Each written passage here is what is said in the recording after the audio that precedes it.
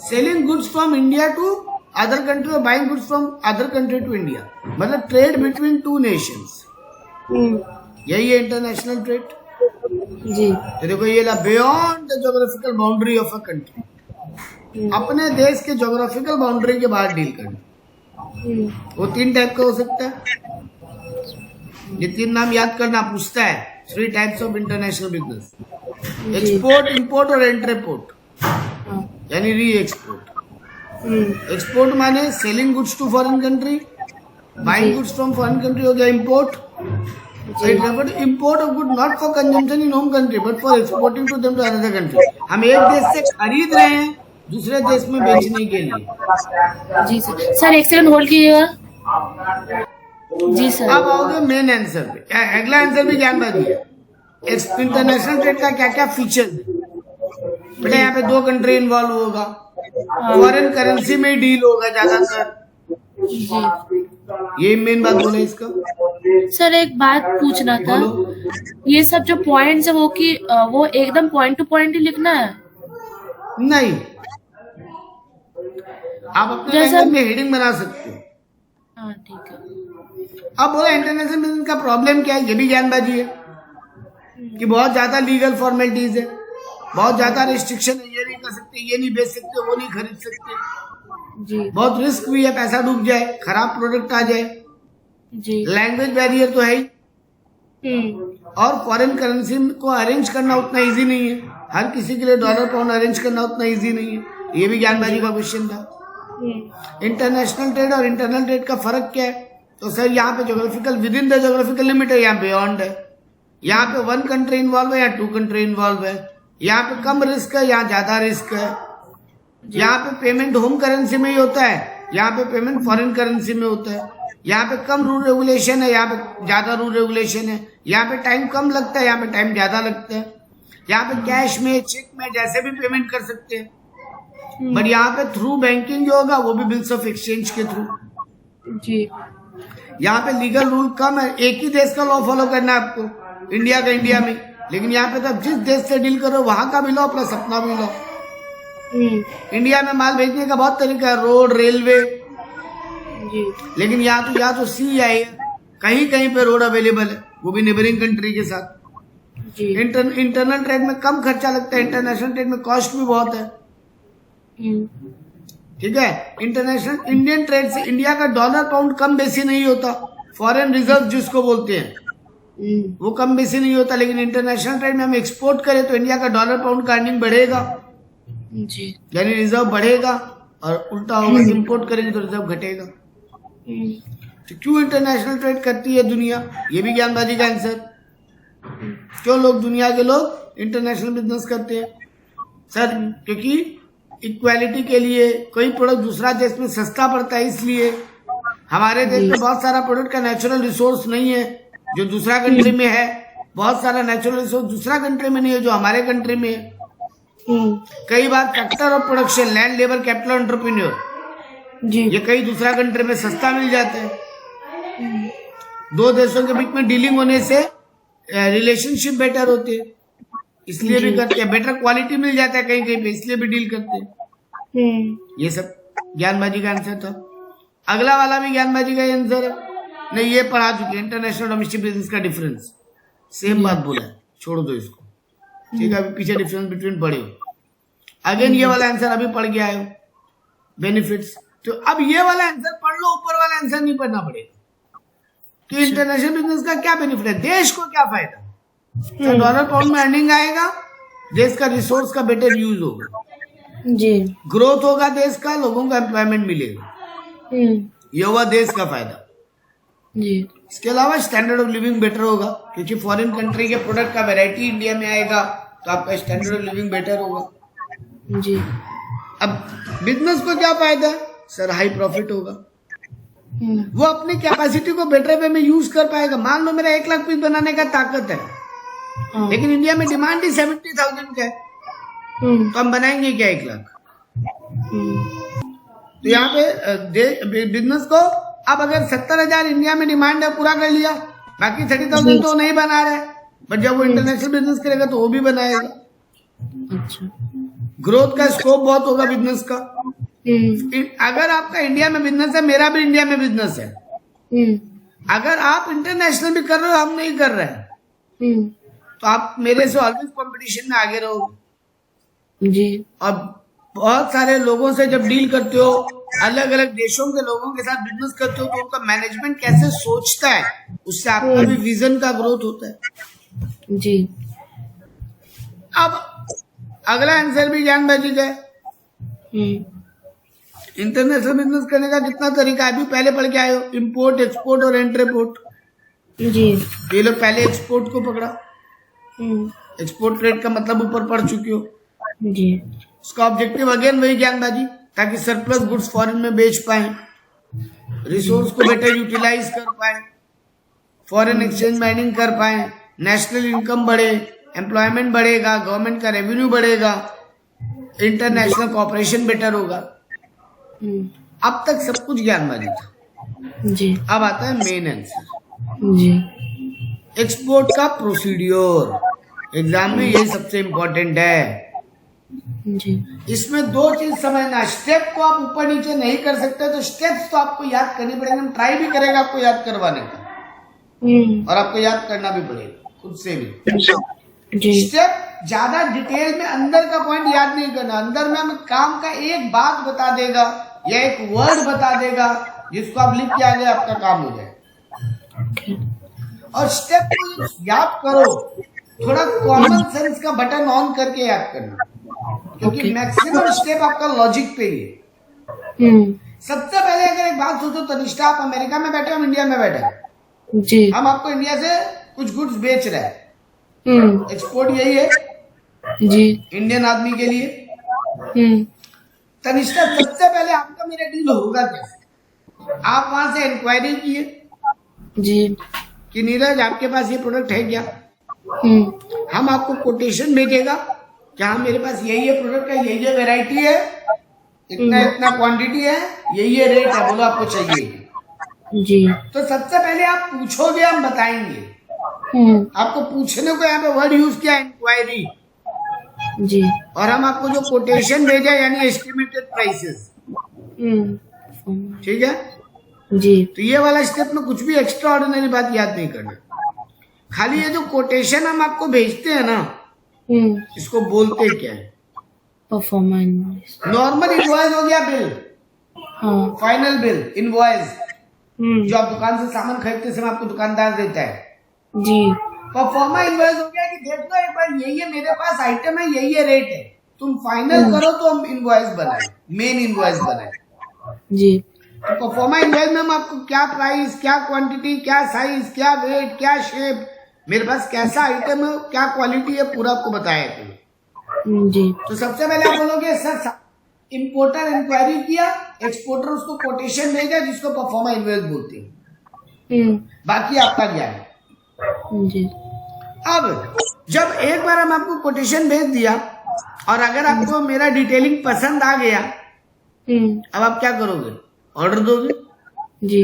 हाँ तो ऑर्डर दोगे, उसी को बोलते हैं इंडेंट। बस ये नाम याद करना है। जी सर। और कुछ भी इसमें बाकी मन से लिख के आ जाना 1-1.5 लाइन में। ठीक है। ठीक है जी सर। जैसे ही आप हमको ऑर्डर दे दिए, हम क्या गुड्स बनाना चालू कर दें? नहीं बेटा जी, हम इतना माल बना लें और कल को आप डिनाई कर दो हम तो नहीं लेंगे, तो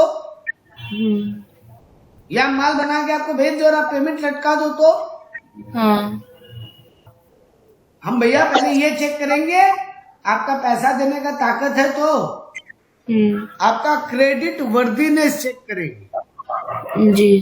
कि आप उधार देने लायक हो क्या। क्रेडिट माने उधार, वर्दीनेस माने लायक। जी। ठीक बात? जी सर। कैसे चेक करेंगे? हम आपको बोलेंगे अपना वहां का जो बैंक है ना, आपका अमेरिका का बैंक, हाँ। उससे हमको एक लेटर ऑफ क्रेडिट बना के भेजो। अच्छा। हम आपको बोलेंगे अपने बैंक से हमको लेटर ऑफ एलसी बोलते हैं, यहाँ पे ओ ऑफ वाला ओ साइलेंट है, एलओसी नहीं है, हाँ। बोलते हैं एलसी, शॉर्टकट में एलसी बोलते हैं, जी। Letter of credit. आपको शॉर्टकट नहीं लिखना है, आप फुल लिखोगे। इसका मतलब हो गया हम अपना पेमेंट का गारंटी सिक्योर कर रहे हैं। जी देखो भैया जी, आपका बैंक अगर आपके बिहाफ में गारंटी दे रहा है, जी वो कैसे भेजेगा? आप वहां से एलसी बनवाओगे, आपका बैंक मेरे यहाँ के बैंकर को एलसी दे देगा। जी अब मेरे को पैसा डूबने का कोई चांस नहीं है बेटा जी। आपका वहां का बैंक, अगर आप डिफॉल्टर हो भी गया, बैंक पैसा देगा। जी ठीक है, जी सर। तो एलसी मंगवा लिया हम आपसे, बस यही है। अगला स्टेप क्या होगा? अब मेरे को श्योर, तो यहाँ पे हम आपको, अब श्योर हो गए आप। जी अब आप पहले इंडिया में लाइसेंस लोगे, एक्सपोर्ट लाइसेंस। जी एक्सपोर्ट लाइसेंस का 3 मेन डॉक्यूमेंट है जो आपको लेना पड़ेगा, जिसमें नंबर 1 तो है ही, नंबर 2 और 3 ऑप्शनल है। आपको लेना है तो आप लो, नहीं तो मत लो, बट लेने में फायदा बहुत है। तो हर इम्पोर्टर, हर एक्सपोर्टर तीनों लेते हैं। IEC नंबर लेना होगा, इम्पोर्ट एक्सपोर्ट कोड, यही है मेन इम्पोर्ट लाइसेंस। कौन देगा? तो regional import and export authority, अच्छा। RIELA, RIELA, ये डिपार्टमेंट है। अथॉरिटी माने गवर्नमेंट का डिपार्टमेंट है। जी वहां पे आप फॉर्म फिलअप करोगे, अपना पूरा रिकॉर्ड दोगे, आपका पेमेंट का कंफर्मेशन का जो आया है वो वाला डिटेल दोगे, LC का नंबर, बैंकर से एक सर्टिफिकेट लोगे दोगे कि हाँ आपका पेमेंट सिक्योर्ड है। बाकी जो भी फॉर्म भरना है, डिक्लेरेशन भरोगे, क्या आइटम भेज रहे हो, कितना आइटम भेज रहे हो, आपको मिल जाएगा। इतना ये याद नहीं भी करोगे तो चलेगा, लेकिन ये याद करना पड़ेगा कि IEC लेना पड़ेगा from regional import export licence authority. ठीक है, ठीक है, जी ये सर। कस्टम लॉ है, custom law, custom clearance act है। ये जब मिल जाएगा, जी अब आप दूसरा डॉक्यूमेंट अरेंज करोगे जिसको बोलते हैं RCMC सर्टिफिकेट, रजिस्ट्रेशन कम मेंबरशिप सर्टिफिकेट। ये ऑप्शनल है, कंपल्सरी नहीं है, क्योंकि इसमें बहुत बेनिफिट है आपको। जो बहुत अच्छा एक्सपोर्ट का बिजनेस करके देता है, जी उसको इंडियन गवर्नमेंट लाइसेंस देता है। इंडियन गवर्नमेंट बहुत सारा बेनिफिट देता है, सब्सिडी, पैसा वापस, कैशबैक, बहुत कुछ देता है गवर्नमेंट। अच्छा। तो आप ये RCMC बोल के एक डिपार्टमेंट है, वहां रजिस्ट्रेशन कर लो, RCMC सर्टिफिकेट ले लो। ये डिपार्टमेंट नहीं था, सॉरी, सर्टिफिकेट का नाम है, डिपार्टमेंट हो गया। ये कौन डिपार्टमेंट देता है? इंडिया में 3 डिपार्टमेंट है, कहीं से भी ले लो। एक्सपोर्ट प्रमोशन काउंसिल है, वहां से ले लो। Federation of Indian export organisation है, वहां से ले लो। एक्सपोर्ट डेवलपमेंट अथॉरिटी है, वहां से ले लो। बहुत सारा डिपार्टमेंट है जो ये बना के देता है। होगा क्या, ये आपको हेल्प करेगा गवर्नमेंट से वो सारा बेनिफिट लेने में। तो आप पहला डॉक्यूमेंट क्या लिया? IEC number, import export code. दूसरा लिया RCMC सर्टिफिकेट। अब तीसरा होता है ECGC certificate, export credit guarantee corporation. ये हमेशा भगवान बोला नहीं, ये लेना जरूरी नहीं है, लेकिन ये लोग आपको मदद करता है कि आपका पेमेंट अगर लटका, तो 2 देशों का डील हो रहा है ना यहाँ पे, तो 2 देशों का गवर्नमेंट भी इन्वॉल्व है। जी आप डायरेक्ट कोर्ट केस नहीं कर सकते, 2 कंट्री का रिलेशन पे भी बात आ जाता है ना। तो ये डिपार्टमेंट है जो आपका पेमेंट सिक्योर करने में हेल्प करता है। देखो ये नाम ही क्या है, एक्सपोर्ट क्रेडिट गारंटी कॉर्पोरेशन। ठीक है ना, तो वो आपको प्रोटेक्शन देता है आपका वो पेमेंट्स को लेकर। अगेन ये बोला ना, कंपल्सरी नहीं, आपको लेना है तो नहीं तो मत लो, लेकिन पैसा अटका तो फिर आपको हेल्प कोई नहीं कर पाएगा। ठीक है ना, तो ये 3 आपको प्रूफ लेने। तो पहले आप इंक्वायरी किया सामने वाला, आप कोटेशन भेजे, यानी आप परफॉर्मा इनवॉइस भेजे। अब ऐसे ही रिवाइज करोगे। दूसरा स्टेप में वो आपको ऑर्डर प्लेस करेगा। जी, ऑर्डर को इंडेंट बोलते हैं। तीसरा स्टेप में आप उससे क्रेडिट वर्टनेस चेक करोगे, जिसमें LC लोगे, लेटर ऑफ क्रेडिट। जी। चौथा स्टेप में अब आप गवर्नमेंट से लाइसेंस अरेंज करोगे, जहाँ पे 3 लाइसेंस लेने। क्या क्या? IEC code, RCMC, ECGC। पहले ये याद आना चाहिए, फिर वो अंदर का फुल फॉर्म कहाँ से लेंगे वो ठीक है। जी। चलो नेक्स्ट है। अब सर हो गया तैयारी, काम चालू करें। प्री शिपमेंट फाइनेंस, मतलब सर ये सामान बनाने के लिए पैसा लगेगा ना, जी। करोड़ों का डील है, उतना रुपया नहीं है मेरे पास, तो बैंक से उसका उधार मिल सकता है? हाँ मिल जाएगा, क्योंकि आपके पास एलसी है, गवर्नमेंट का सर्टिफिकेट है, सब अप्रूवल है, बैंक तुरंत आपको लोन दे देगा, क्योंकि बैंक को पता है इतना डील है, मेरा भी बहुत फायदा हो। जी। तो बैंक आपको रॉ मटेरियल ये सब के लिए आप उधार लोगे, मतलब आप शिपमेंट के पहले फाइनेंस अरेंज करोगे, काम करने के लिए फाइनेंस। जी। अब या तो गुड्स बनाओगे यानी प्रोडक्शन करोगे, या खरीद के बेचोगे यानी प्रोक्योर करोगे। जो वो ऑर्डर दिया वो वाला गुड्स, या तो आप ट्रेडर हो तो इंडिया में खरीदोगे, पैसा मिल चुका है आप खरीद लो, और अगर आप मैन्युफैक्चरर हो तो पैसा मिल चुका है, रॉ मटेरियल वगैरह लेके बनाना चालू करो, बन के रेडी हो गया गुड्स। रेडी होने के बाद आपका गुड्स का इंस्पेक्शन होगा। देखो भैया, इंडिया का इज्जत का सवाल है, माल इंडिया के बाहर गया, खराब क्वालिटी का गया, देश का इज्जत खराब हो जाएगा। जी। तो गवर्नमेंट बोलता है इंस्पेक्शन करा लो गुड्स का, ठीक है, क्या आपका गुड्स इंटरनेशनल क्वालिटी स्टैंडर्ड का है कि नहीं। क्वालिटी कंट्रोल एक्ट बोल के इंडिया में एक एक्ट है, उस एक्ट में सारा रूल लिखा है, उसके हिसाब से आपको, ये नहीं भी याद करोगे तो चलेगा, बस ये बोला इंस्पेक्शन करा लो। इंस्पेक्शन कैसा कैसा होता है, ये काम का बात है। बोला इंस्पेक्शन कंसाइनमेंट वाइज, यानी आप जब जब आइटम भेजोगे तब तब आपको एक्सपोर्टर कॉल करेगा इंस्पेक्टर को, वो इंस्पेक्टर आएगा और पूरा माल का एक बार में चेकिंग करके पूरा उस कंसाइनमेंट का, मतलब मान लो अभी 1000 पीस जा रहा है तो वो 1000 पीस का हमको सर्टिफिकेट दे जाएगा कि ये माल पूरा ठीक है। जी। इन प्रोसेस क्वालिटी कंट्रोल भी होता है, बनाते वक्त भी क्वालिटी चेकिंग होता है गुड्स का, और एक सेल्फ सर्टिफिकेशन भी होता है। वो जो गवर्नमेंट का डिपार्टमेंट नहीं है ISO, ज्वेलरी में लगता है हॉलमार्क, तो वैसे ही गवर्नमेंट का अलग प्रोडक्ट का डिपार्टमेंट है ना, जो क्वालिटी स्टैंडर्ड का ठप्पा लगाता है, वो वाला ठप्पा भी आपको मिला हुआ रहेगा, क्योंकि आप इंडिया में तो मैन्युफैक्चरर हो। तो ये जनरल गुड्स में ये मिल जाता है, स्पेसिफाइड गुड्स में ये दोनों लेना पड़ता है। ये ले लो, अब आपका गुड्स का क्लैरिटी है एकदम, भेज दो। अब अपना गवर्नमेंट को, अब पहले एक्साइज क्लियरेंस होता था, एक्साइज ड्यूटी लगता था इंडिया में, अब वो नहीं लगता, अभी GST पेमेंट करो इंडिया में, अब GST पे कर दो, मतलब इंडिया में आपका कोई टैक्स बाकी नहीं है, इसका सर्टिफिकेट ले लो, जहाँ पे आपको RCMC का कॉपी और ये सब देना पड़ेगा, वो चेक करके आपको। अब एक ये पहले सर्टिफिकेट नहीं हुआ करता था, जब नया आ गया सर्टिफिकेट ऑफ ओरिजिन। ये क्या होता है, हुआ क्या ना बेटा, कई एक कंट्री बदमाशी करने लग गया था।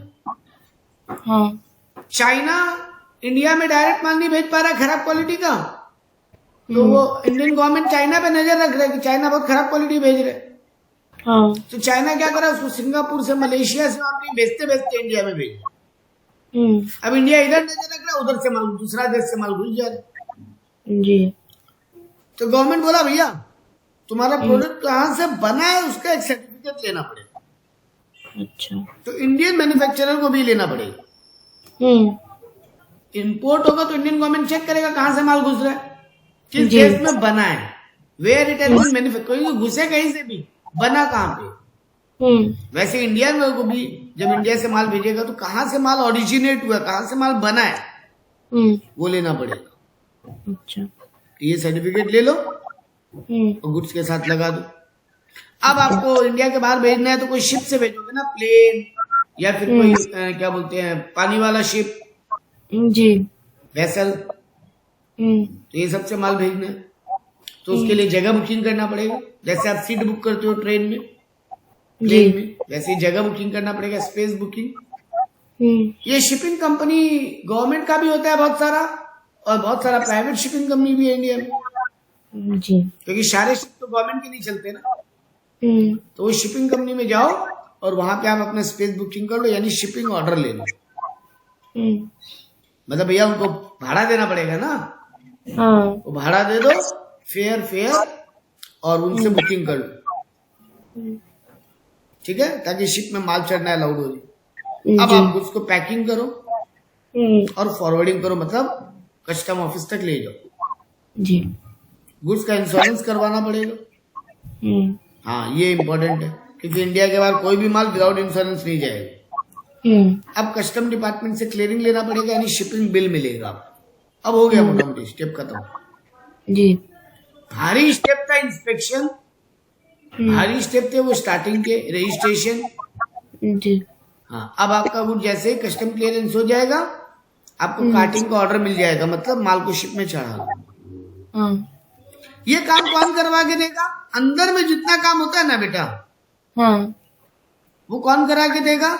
एक एजेंट होता है जिसको बोलते हैं क्लियरिंग एंड फॉरवर्डिंग एजेंट। अंदर में आप माल लेके नहीं जा सकते बेटा, जी।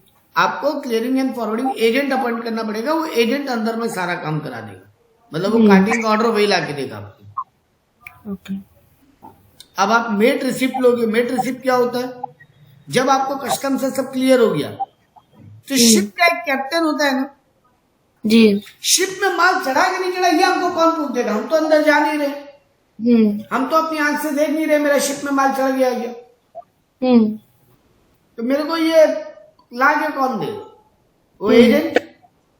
जी। हम एजेंट पे कैसे भरोसा कर ले कि एजेंट माल चढ़ा दिए, अंदर ही अंदर माल गायब कर दिया? तो मेरे को प्रूफ चाहिए मेरा माल शिप में चढ़ा है कि नहीं। और ये प्रूफ कौन दे सकता है? Ship captain of the ship.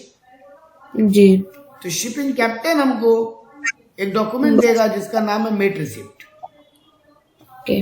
वो मेरे को एक डॉक्यूमेंट बनाकर देगा, तो ये मेरे पास प्रूफ रहेगा कि मेरा माल शिप में चढ़ा है। कल को मान लो वहां का पार्टी बोला माल नहीं मिला, तो मेरे पास क्या प्रूफ है शिप में माल चढ़ा था उसका? ये मेट रिसिप्ट प्रूफ है। तो फिर मेरा माल अगर चोरी हुआ है तो इंश्योरेंस कंपनी पैसा देगा मेरे को।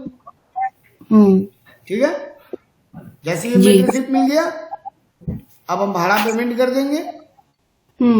अब भाड़ा देंगे, पहले भाड़ा नहीं दे रहे हैं, पहले खाली शिप बुकिंग किए थे, भाड़ा आप पेमेंट हो रहा है। प्रूफ हो गया ना माल चढ़ गया। जी। शिपिंग कंपनी हमको बिल ऑफ लैडिंग देगा। ये मेट रिसिप्ट लेके हम शिपिंग कंपनी के ऑफिस जाएंगे और दिखा देंगे देखो शिप में माल चल गया, कैप्टन परमिशन दे दिया, अब आप हमको मेरे को बिल ऑफ लैडिंग दे दो। ठीक है। ये बिल ऑफ लैडिंग का 3 कॉपी मिलता है। एक कॉपी शिपिंग कंपनी के पास रहता है, मेरे को 2 मेरे को मिलेगा। एक हम भेज देगा अपने उस फॉरेन का पार्टी को, वरना वो वहां पे माल कैसे लेने आएगा? वो कैसे प्रूव करेगा ये माल उसी को चाहिए? वो कैसे प्रूव करेगा माल का ओनर हुआ है, उसको माल मिलना चाहिए। जी। ऐसे जाके बोलेगा मेरा माल आया हमको दे दो, ऐसे थोड़ी दे देगा, कुछ तो उसके हाथ में पेपर चाहिए ना। जी। वो पेपर ही है बिल ऑफ लैडिंग। तो जैसे मेट रिसिप्ट हमको दिया कैप्टन ऑफ द शिप, हम बिल ऑफ लैडिंग दे दिया, बिल ऑफ लैडिंग ले लिया शिपिंग कंपनी से और उसका कॉपी वहां भेज दिया। जी। ठीक है जी सर। एक कॉपी शिपिंग कैप्टन के पास चला जाएगा, वो शिपिंग कंपनी भेज देगा, मेरे को चिंता नहीं। अब हम फाइनल बिल बनाएगा और पार्टी से अपना पैसा ले लेगा। ठीक है। ये स्टेप था। अब यहाँ पे बोला इम्पोर्टर पेमेंट कैसे होगा? पेमेंट 2 टाइप का होता है। एक होता है बिल्स ऑफ एक्सचेंज बनेगा पेमेंट के लिए, जिसका 2 टाइप का bill of exchange, document against sight और डॉक्यूमेंट अगेंस्ट एक्सेप्टेंस। यहाँ बोले in this case the document are handed over only against the payment, और यहाँ बोले in case the document are handed over when the importer accept the bill of exchange and agree to make the payment. यहाँ पे मतलब वो bill बना के दे दिया, हमको उसका एक्सेप्टेंस नहीं चाहिए, डॉक्यूमेंट मेरे हाथ में, मेरा पैसा मेरे को मिल जाएगा। बिल ऑफ एक्सेप्टेंस में क्या होता है? मेरे को बिल ऑफ एक्सचेंज मिला है, हम बैंक में जमा करेगा, बैंक उस पार्टी के पास लेके जाएगा, वो पार्टी उसको एक्सेप्ट करेगा, तब मेरे को पेमेंट मिलेगा। खाली नाम याद कर लो, बहुत हो, मैं डीप नहीं जाना। ठीक है। अब अगला टॉपिक आ गया इम्पोर्ट। इम्पोर्ट बहुत इजी है, 5 मिनट का खत्म हो जाएगा। इम्पोर्ट बहुत इजी है। इम्पोर्ट का मेन ऑब्जेक्टिव तो आपको बताइए, ताकि इंडिया में इंडस्ट्री बढ़े, इंडिया में कंज्यूमर का डिमांड पूरा करने के लिए हम लोग माल मंगवाते हैं। इंडिया फॉरेन क्वालिटी का माल आएगा, हाई क्वालिटी का, तो इंडिया का स्टैंडर्ड ऑफ लिविंग बेटर होगा। जब इंडिया में नेचुरल कैलामिटी आता है तो फॉरेन से सामान मंगाते हैं हेल्प के लिए। क्यों इम्पोर्ट करते हैं वो बता रहे। इंडिया में आर्मी का सामान भी फॉरेन से आता है बहुत सारा। जी। अब आया मेन आंसर इम्पोर्ट का प्रोसीड्यूर, एकदम इजी। देखो जैसे वो इंक्वायरी किया था, हम इंक्वायरी करेंगे, हम इंक्वायरी करेंगे तो वो हमको परफॉर्मा इनवॉइस भेजेगा, कोटेशन। जी। जैसे वो कोटेशन भेजेगा हम उसको इंडेंट देंगे। तो पहला 3 स्टेप को एक ही में खत्म करती है, trade inquiry, quotation and indent. अब हमको इंपोर्ट का लाइसेंस लेना पड़ेगा जी। तो ये एग्जिम बोल के एक डिपार्टमेंट है, वहां से जाके इंपोर्ट का लाइसेंस लेना पड़ेगा और उसको रजिस्टर कराना पड़ेगा। डिपार्टमेंट है DGFT। ठीक है, तो एग्जिम लाइसेंस लेना पड़ेगा। अगर गुड्स में गवर्नमेंट का परमिशन चाहिए तो DGFT परमिशन लेना पड़ेगा। Normally Indian importer export import का लाइसेंस लेके काम कर लेते हैं, लेकिन अगर कुछ गुड्स ऐसा है जहाँ पे अलग से लाइसेंस लगता है तो DGFT का भी लगेगा। ठीक है, ये जैसे मिला, अब हमको उसको डॉलर पाउंड में पेमेंट करना पड़ेगा। तो हम इंडिया में डॉलर पाउंड का अरेंजमेंट करेंगे, RBI से बात करेंगे, अपना बैंक से बात करेंगे। अब पार्टी को ऑर्डर दी, देखो इंडेंट बाद में दिए, गलती हो गया। ऊपर हुआ, पहला स्टेप हुआ इंक्वायरी एंड कोटेशन। अब हमको इंडिया में पहले लाइसेंस लेना पड़ेगा, फॉरेन एक्सचेंज का बात करना पड़ेगा कि डॉलर पाउंड मिल जाएगा। तो अभी बात की है, लिया नहीं है डॉलर पाउंड की, बुकिंग की है। अब ऑर्डर प्लेस कर देगा जी। वो मेरे से LC मांगेगा। अब ये बात है, उसको भी तो अपना पैसा डूबने का डर है बेटा। हाँ। तो वो मेरे से LC मांगेगा, हम उसको अपना बैंक से LC बना के भेज देंगे। अब इंडिया में रुपया अरेंज करेंगे, माल मंगवाने के लिए अब तो रुपया लगेगा। हम बैंक के पास जाएंगे, देखो डॉलर बुकिंग किया हुआ है, तो बैंक बोलेगा इंडियन रुपीज तो दो, तब तो डॉलर देंगे जी। तो इंडियन रुपीज के लिए हमको लोन लेना पड़ेगा। अगर मेरे पास है तो बढ़िया, नहीं तो लोन लो, मिल जाएगा इजीली, क्योंकि मेरे को इम्पोर्ट का लाइसेंस मिला हुआ है, इम्पोर्ट का इंडेंट आ चुका है, सब कुछ हो चुका है जी। अब हम फाइनेंस अरेंज करके उस पार्टी को बोल देंगे कि माल चढ़ा दो। वो मेरे को शिपिंग एडवाइस भेज देगा कि माल चढ़ा दिए। अब हमको इंडिया में बहुत सारे इंपोर्ट डॉक्यूमेंट अरेंज करना पड़ेगा, मतलब वही बिल्स ऑफ एक्सचेंज और ये सब अरेंज करना पड़ेगा, इंश्योरेंस वगैरह अरेंज करना पड़ेगा। ये उतना इंपॉर्टेंट स्टेप नहीं है। अब इंडिया में गुड्स आ जाएगा। यहाँ पे एक काम का बात है, इंडिया में गुड्स जब आएगा ना, इंडिया में एंट्री कैसे मिलेगा गुड्स? तो जो इंपोर्ट जो शिप आ रहा है ना, शिप वो IGM फाइल करेगा, इंपोर्ट जनरल मैनिफेस्ट। जो शिप आ रहा है वो फाइल करेगा कैप्टन ऑफ द शिप। तो इंडिया का जो अथॉरिटी है, इंडिया का जो डिपार्टमेंट है, वो उसको बिल ऑफ एंट्री देगा, मतलब इंडिया में आना अलाउ करेगा। जब वो इंडिया में आ जाएगा, मेरे को इन्फॉर्मेशन मिल जाएगा, सॉरी हम बिल ऑफ एंट्री फाइल करेंगे। हम एक बार सुना, दोबारा ही गलती हो गया बोलने में। जो कैप्टन ऑफ द शिप है वो IGM फाइल करेगा, इंपोर्ट जनरल मैनिफेस्ट। तो जो इंडिया का अथॉरिटी है वो उसको इंपोर्ट का परमिशन दे देगा। उसको बोलते हैं एंट्री इनवर्ड। जो इंडियन डिपार्टमेंट परमिशन देता है उसको बोलते हैं एंट्री इनवर्ड। जब वो परमिशन दे देगा, हम जो इंडिया में पार्टी जो माल मंगवाया है वो बिल ऑफ एंट्री फाइल करेगा। क्या मेरा माल आ रहा है, हमको चाहिए। कस्टम क्लियरिंग के लिए हमको बिल ऑफ एंट्री फाइल करना पड़ता है।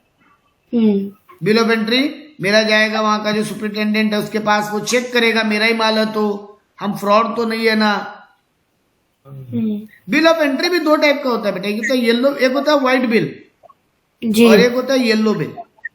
व्हाइट बिल है मतलब हम पेमेंट किया और घर ले गया माल को, और येलो बिल है मतलब अभी हम पेमेंट नहीं करना चाहता, ड्यूटी हम वहां का कस्टम का ही गोडाउन में माल को एक बार रखवाना चाहता है जी। हमको बिल ऑफ एंट्री तो 24 घंटे के अंदर फाइल करना ही पड़ेगा। अब मेरे को तुरंत माल घर ही लेके जाना है तो व्हाइट बिल फाइल करो, पेमेंट कर दो। लेकिन मेरे को लग रहा है इतना ड्यूटी का पैसा नहीं है मेरे पास, तो येलो बिल फाइल करके माल को कस्टम का वेयर हाउस में रखवा दो, ताकि बाद में व्हाइट बिल दोबारा फाइल करे और ले जाएगा। खत्म जी। एक्सपोर्ट इंपोर्ट का डॉक्यूमेंट अभी आप ऊपर पढ़े हो। नॉर्मल इनवॉइस मतलब नॉर्मल बिल, पैकिंग का लिस्ट भी आप जानते क्या होता है। बिल ऑफ लैडिंग आपको अभी हम पढ़ाया था। जब मेट रिसिप्ट मिलेगा वो कस्टम का क्या बोलते हैं शिपिंग कैप्टन से, तो फिर हम शिपिंग कंपनी में उस मेट रिसिप्ट को लेके जाएंगे और वो जो हमको डॉक्यूमेंट देगा उसको बोलते हैं बिल ऑफ लैडिंग जी।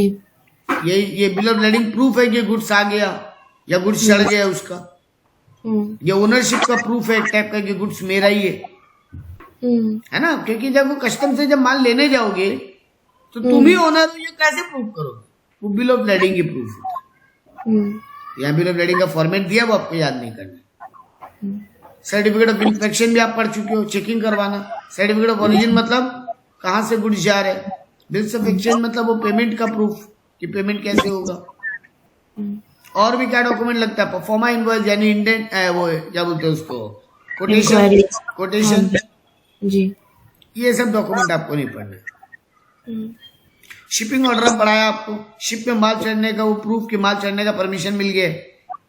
जो शिपिंग कंपनी देता है कि हाँ शिप में माल चढ़ा दो, क्योंकि शिपिंग ऑर्डर देखे बिना कैप्टन ऑफ द शिप माल को लेगा ही नहीं, वो मेट रिसिप्ट बना के देगा ही नहीं जी। ये डॉक्यूमेंट भी कॉमन है। सर्टिफिकेट ऑफ ओरिजिन भी आपको हम बता दिया। ये सब और पढ़ने का दरकार नहीं है। इंपोर्ट का डॉक्यूमेंट में भी बिल ऑफ एंट्री आपको हम बताया। वो होम कंजम्पशन बोला था ना, for home consumption white bill file होता है और for warehousing yellow bill file होता है। एक और डॉक्यूमेंट होता है जिसका नाम है एक्स बॉन्ड या bill of entry, ex bond bill of entry. जब importer want to get delivery of goods from the bonded warehouse, ये छोड़ दो आप, ये आपको पढ़ने का दरकार नहीं है। हो गया मोटामोटी। हाँ, एक इम्पोर्टेंट टॉपिक है, ये पढ़ाया स्कूल में ना, सुन लो, ये 2 मिनट का टॉपिक और है। बोल रहा है इम्पोर्टेंट टर्म, कुछ इंपॉर्टेंट टर्म्स यूज होता है एक्सटर्नल ट्रेड के केस में। एक होता है FOB और एक होता है C&F और एक होता है CIF। कुछ नहीं बेटा, बहुत अच्छे लैंग्वेज में सुनना, एक बार में पूरा टॉपिक याद हो जाएगा जिंदगी भर की, और ये बहुत काम आएगा फ्यूचर में। ये इंडिया का बॉर्डर है जी, मान लो, ये ऑस्ट्रेलिया है, ये ऑस्ट्रेलिया है, ये इंडिया है। जब हम माल भेज रहे हैं ये वो शिप, यहाँ वो शिपिंग स्टेशन होगा, और जब हम माल खरीद रहे हैं तो वहां का शिपिंग स्टेशन भी होगा। सॉरी, भेज रहे हैं खरीद दोनों ही केस में ये इंडिया का शिपिंग स्टेशन होगा। Shipping station of India CSI, और ये शिपिंग स्टेशन ऑफ ऑस्ट्रेलिया, है ना जी। तो बेटा जी, जब यहां तक का प्राइस कैलकुलेट कर रहे हैं, जब हम माल भेज रहे हैं, एक बार सुनना पहले, जब हम माल भेज रहे हैं तो इंडिया वाला कस्टम स्टेशन पे जो प्राइस डिसाइड होता है, यहां तक गुड्स का कितना प्राइस लगा, उसको बोलते हैं FOB। और माल यहां पहुंच जाए उस जगह के प्राइस को बोलते हैं CIF, C&F। ठीक है। सिमिलरली जब माल मंगा रहे होंगे बेटा अमेरिका से, ऑस्ट्रेलिया से इंडिया में इंपोर्ट कर रहे होंगे, ऑस्ट्रेलिया का पोर्ट पे जो माल का प्राइस है उसको बोलेंगे FOB जी, और इंडिया तक पहुंचने के खर्चे को बोलेंगे C&F या CIF, जो भी दोनों बोल सकते हैं। अच्छा, तो जिस जगह से सामान जा रहा है वहां का कस्टम स्टेशन तक का प्राइस को बोलते हैं FOB, और जिस जगह माल जा रहा है वहां का प्राइस को बोलते हैं C&F या CIF। ओके, ठीक है। मतलब जहां से माल निकल रहा है वहां के बॉर्डर को बोलते हैं FOB, और जहां माल पहुंच रहा है वहां के बॉर्डर को बोलते हैं C&F या CIF, एक ही बात है। ठीक है। देखो यहाँ पे C&F और CIF में क्या फर्क हो रहा है, यहाँ बोल रहे कॉस्ट एंड फ्रेट, इंश्योरेंस नहीं लिया, और यहाँ बोल दिया कॉस्ट, इंश्योरेंस एंड फ्रेट। ठीक है। तो जिस कॉस्ट में तीनों इंक्लूड हो जाए, गुड्स का दाम के साथ CIF इंक्लूड हो गया कॉस्ट CIF, और अगर खाली कॉस्ट और फ्रेट है, इंश्योरेंस अभी ऐड नहीं किए, उसको बोलते हैं C&F। ठीक बात जी सर। और FOB हो गया गुड्स का दाम। ठीक है जी। WTO क्या है जानते हो, एक ऑर्गेनाइजेशन है जो आपके दुनिया के, वर्ल्ड के बिजनेस के रूल रेगुलेशन को मेंटेन करता है जी। ये ग्लोबल लेवल पे काम करता है, यहाँ पे सारे गवर्नमेंट का एग्रीमेंट साइन होता है। दुनिया में अभी 164 कंट्रीज है जो WTO का मेंबर है, इंडिया भी एक फाउंडर मेंबर है। अच्छा, इसका मेन ऑब्जेक्टिव क्या है, इंटरनेशनल बिजनेस में पीस मेंटेन करना, मेंबर नेशन का कोई भी आपस में झगड़ा हो, डिस्प्यूट को सेटल करना, एक प्लेटफॉर्म देना ताकि आप लोग बिजनेस कर सको मिलके, 2 देश स्मूथ बिजनेस चले, रूल रेगुलेशन बना के देना, सब कंट्रीज का, डेवलपिंग कंट्री का, जो बैकवर्ड कंट्रीज है उनका डेवलपमेंट में हेल्प करना, गुड्स का क्वालिटी चेकिंग करना, कोई देश दूसरा देश पे फालतू टैक्स नहीं लगाए, ये सब देखना, मतलब बिजनेस करने में हेल्प करना। ये तो आपका